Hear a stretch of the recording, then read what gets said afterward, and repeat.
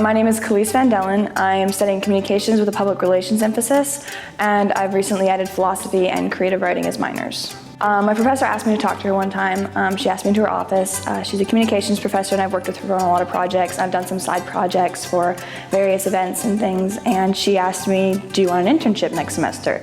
And I said yes, and she's like, great. And she started talking about how awesome it was going to be for me and what sort of things I was going to be doing, and then about halfway through I was like, well, Doc Anthony, what am I going to be doing? And she's like, oh, well, it's just for the governor. And yeah, that's kind of how I ended up. I guess I wasn't really planning on doing anything political or going into legalese or anything like that, but it was a really neat opportunity to work in the communications department for the governor because they needed a hand and I can do things, so they just put me in and I started. It's been an experience. I started out in the communications department, or team, I guess. It's not a huge department. So I'd be proofreading speeches, making up, planning what the governor would be doing and what he would say, and doing research and fact-checking a lot of his things.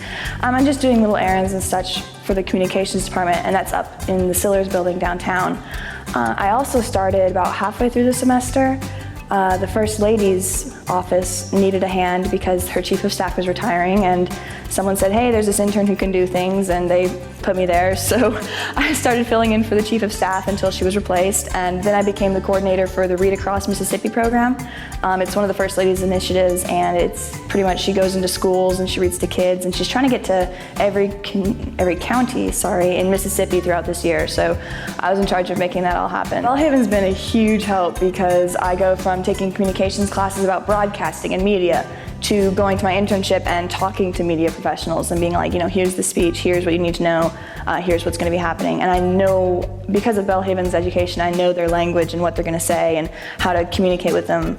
And just also, you can't underestimate the experience of learning how to multitask and how to start events and how to do projects without losing track of your focus and losing track of what needs to be done, which has been a huge help when I'm running the Read Across Mississippi program. I need to know, who to call, what to call, who's all been involved, who all needs to know what, and keep everything straight because there's kind of a lot of loose ends that need to keep being tied, and Belhaven's really helped just tying up the loose ends.